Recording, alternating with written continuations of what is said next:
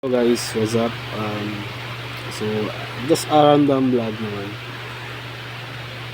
So itong nasa harap niyo, isa itong box na nakita ko kahapon sa may isang client ko dun sa dito sa Davao. And sa kanila, binili na nila lang ito sa surplus, Japanese surplus to be exact. And ako naman nung nakita ko tong bagay na to, para bang namamangha ako dahil may parang ano siya, may kwento siya ganun. Kahit di ko naman talaga naintindihan kung ano to, the first kita ko sa kanya.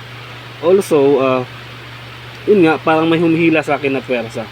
Ayun, so binili ko siya sa halagang di ko muna sasabihin, sa mababa lang ganun.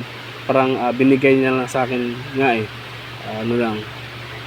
So kinuha ko kagad kasi nga gustong gusto ko. Sinasabi ko nga sa kanya, para bang ma'am, parang hinihila kasi ako nitong bagay na to. So ayan, pagbukas ko, ayan yung bumungad sa akin, may mga translate ko siya via Google Translate.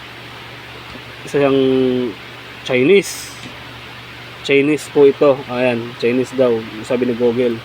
Ang translate niya, ayan, may mga sulat siya, may mga story, ganun, may mga emperor, 19th century, ganun. And ito pa, may sulat siya. Ayan guys, hindi ko po ito nilagay. Dito po talaga siya sa loob. Ito naman, translate ko rin via Google. Ang sabi din, Korean naman, Korean letter naman, no? Tingnan mo naman, di siya magkapareho yung alphabet niya, letter niya. So translate ko din into Korean. Ito ay sulat mula pa noong tingnan natin una, akala ko Japanese, kaya pinatranslate ko rin sa pinsan ko. Sabi niya, di niya rin intindihan, kaya hindi malabong Japanese to. So yan, 1996 May 5. Yan. So yun nga, nang na-translate niya sa Google, ang sabi dito, parang estudyante siya, something nag-aaral siya sa Japan. And nag-aaral siya sa Japan. Sa naintindihan ko lang kasi English din Amin naman. Nag-aaral sa Japan and sumulat siya sa kanyang brother or sister, parang ganun, na ang hirap pala dito mag-aral. Ko na lang, i-post ko na lang siguro. Ayan. Ang hirap daw mag-aral, ganito daw yung mga culture sa Japan, parang ganun. Tapos minsan nag-aaral naman siya mabuti, minsan bumabagsak siya. Tapos sino daw sisihin niya, ganun ba? And sa huli, may may second page pa siya So ayan, hindi ko alam sa mga nakaintindi ng Korean, pwede naman pwede i-translate yan. So ayan, ang dito naman sa bandang second page, sinasabi niya na sa pagka-translate doon, sinasabi niya na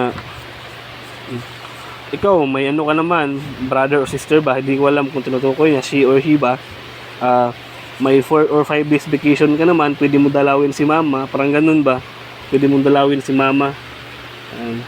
Sana maging healthy kayo, ganun. So parang simpleng sulat lang.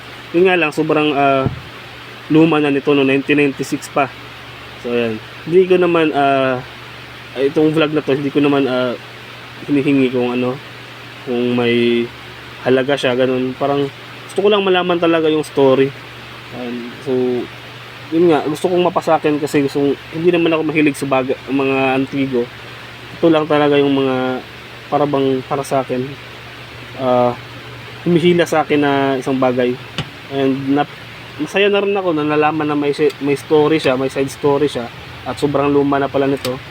And nalaman ko nga, isa siyang wooden cabinet nung mga sinaunang panahon, 19th century pa, emperor gumagamit nito, ganyan, pinapamana nila, parang ginagawang vault nila. And dapat may susi pa to na something brass din, ganun din siya, parang takore na. Ayan. So salamat sa Google, no, naintindihan ko tong kahit paano. Octagon pa naman siya. So yun lang guys, just wanna share. And sana kung may alam kayo tungkol sa bagay na to, message me. Sa ngayon, ginagamit ko siya dito sa kwarto namin bilang patungan ng electric fan. Ayan, may purpose din talaga siya. So pasensya na sa vlog ko, medyo pang lang kasi to eh. Gusto ko lang siyang i-share. So yun. Yan, tinatin yung ibang details mo.